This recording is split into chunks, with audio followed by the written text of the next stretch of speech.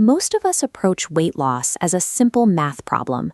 We calculate the calories we eat, track the minutes we spend on the treadmill, and expect the scale to balance out. Yet long before breakfast, millions of people accidentally trigger a biological switch that tells their bodies to hold on to stored fat. They do this before they even step out of bed. This reaction happens without a single bite of a donut or a missed workout. It relies entirely on the very first inputs your body receives the moment you open your eyes. The first 60 minutes of your day set the terms for how your metabolism operates.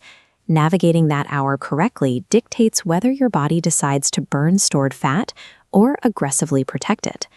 About 30 to 45 minutes after you wake up, your body releases a natural spike of hormones. This is called the cortisol awakening response, and it serves as a built-in jumpstart to get you out of a resting state safely. But when you reach for a phone to check emails, text messages, or the news right away, you pour artificial stimulation over an already rising stress hormone. Your primitive brain cannot tell the difference between a high-priority work notification and an actual physical predator. It simply processes the urgency as danger.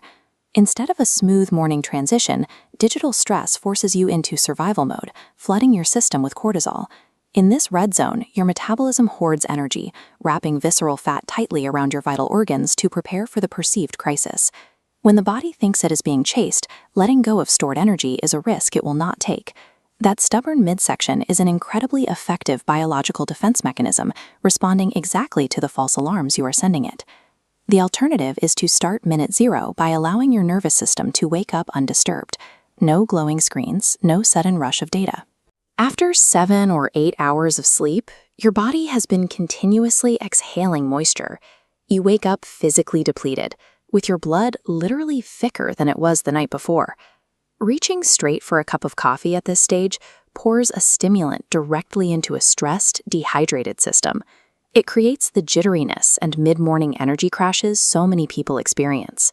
Instead, the optimal first input is a large glass of water, ideally mixed with a pinch of high-quality salt or unflavored minerals, long before any other substance. Rehydrating your cells effectively silences a surprising amount of early morning hunger. Often, what feels like a craving for food at this hour is actually just deep thirst disguised as appetite. Quenching that thirst first repairs the overnight deficit. You move the body from a state of quiet panic into a deeply calm, functional baseline. By the 30-minute mark, the next biological requirement is stepping outside to expose your eyes directly to real, unfiltered morning sunlight, completely free of sunglasses. Your body operates on an internal clock known as the circadian rhythm. Authentic sunlight is the required environmental cue that tells this clock the day has officially started. When that clock is properly anchored early in the morning, it actually dictates how sensitive your body will be to insulin, the primary hormone responsible for fat storage, throughout the rest of the day. Most people skip this step, moving straight from a dark bedroom to an office lit by fluorescent bulbs. Because they remain indoors, their bodies never receive the biological signal that morning has arrived. You can amplify the effects of the light by taking a 10 to 15-minute gentle walk at the same time. Looking at the cellular level here, light muscle contractions act like a sponge. The movement is pulling glucose straight out of the bloodstream through a side door, doing so without needing to trigger a release of insulin at all. Combining real sunlight with gentle muscle engagement naturally levels out your blood sugar.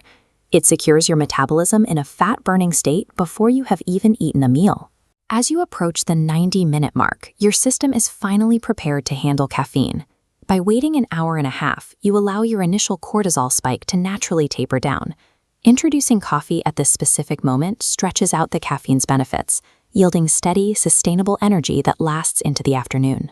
Eventually, you will break your overnight fast, and this is where traditional advice to eat things like oatmeal, whole grain toast, or fruit parfaits causes serious metabolic issues. This chart tracks the immediate aftermath of a carbohydrate-heavy breakfast.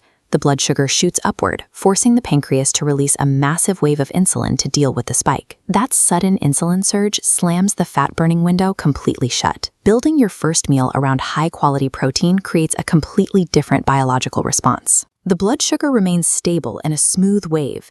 And studies show this protein-heavy input actively reduces the signals in your brain tied to food cravings for hours to come. The macronutrients you choose for that crucial first meal dictate your metabolic momentum for the next 12 hours, deciding whether you spend the day burning fuel or fighting off crashes. Your metabolism is not broken. It is not secretly plotting against you as you age.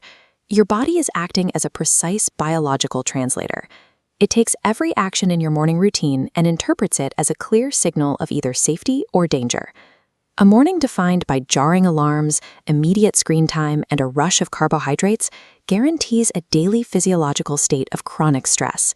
In that environment, aggressive fat storage is an unavoidable outcome. But an intentional routine changes the input. Hydrating, walking in morning light, and prioritizing protein proves to your nervous system that the environment is safe. The exact moment your body feels biologically secure, holding on to visceral fat ceases to be a survival priority. Dropping that stored energy simply becomes a natural, effortless byproduct of a balanced system. To change the shape and function of your body, you don't need to summon more discipline. You simply need to change the first signals you send it.